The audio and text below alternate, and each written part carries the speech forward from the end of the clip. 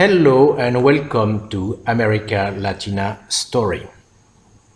The following entry concerning the Rio Casiquiare comes from the Harmsworth Universal Encyclopedia, which between 1920 and 1922 alone sold 12 million copies throughout the English-speaking world. Its last sentence deserves all your attention.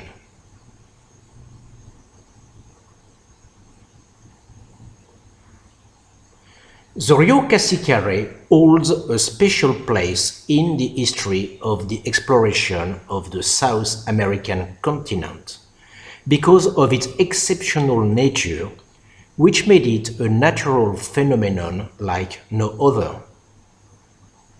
It was most probably navigated by Lope de Aguirre in 1561 in his voyage from Peru to Venezuela, and it appears that Francisco de Orellana was already aware of its existence in 1535. However, it was not until Jesuit missionary and explorer Father Cristobal de Acuña published in 1641 his resounding work Nuevo Descubrimiento del Gran Río de las Amazonas that the outside world was made sure of its existence. A century later, in 1744, another Jesuit missionary, Father Manuel Roman, who used the stream to connect the missions of the Orinoco and Amazon basins, again recounts the existence of the waterway. His account was taken up by the French encyclopedist and explorer Charles-Marie de la Condamine when he published the report of his own Amazon expedition, which occurred from 1743 to 1745. The existence of the river was further confirmed in 1756 by the Spanish Boundary Line Commission of José de Iturriaga and José Solano y Bote. The full exploration of the Rio Casiquiare was carried out in 1800 by Alexander von Humboldt and Aimé Bonpland, whose mapping of the river was published in 1812. According to their findings, and more than a century before the Harmsworth Encyclopedia, depending on the seasons and the rains, the Rio Casiquiare flows for 6 months from the Orinoco to the Amazon, and for the other 6 months from the Amazon to the Orinoco.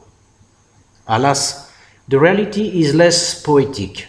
Little by little, with time and as new studies came in, the Casiquiare left the fabulous world of imagination, impenetrable forests, lost cities, civilizations that live apart from the world, tribes with strange customs and multicolored birds, improbable things, to join the utilitarian world of raw data and exact measurements. If the Casiquiare is indeed a watercourse without a source, which makes some call it a canal, it flows only in one direction, from the Orinoco to the Rio Negro and the Amazon, exceptionally uniting in the process two of the largest watersheds in the world. The Rio Casiquiare arises about 20 kilometers from the town of Esmeralda Mission at an altitude of 123 meters, from a deviation of the Orinoco in a breach on its south shore. It takes the direction of the southeast and, by many meanders, crosses for 326 kilometers a flat and sparsely populated area of tropical forest to reach the town of San Carlos de Rio Negro, located at an altitude of 91 meters. The Casiquiare Basin is 43,200 square kilometers, equivalent to the size of Belgium. It should be noted that during the Second World War, the American Navy had the project to dig it into a permanent canal to enable the transit of ships in order to avoid the German submarines which were patrolling off the Guyanas. But the nature of the terrain and the complexity of its construction meant that the project was abandoned. More recent projects, aiming at integrating the Casiquiare into a vast network uniting all the basins of the continent, were also abandoned for the same reasons. Thank you for watching this program. Do not hesitate to subscribe to the channel. This is all for now. Goodbye.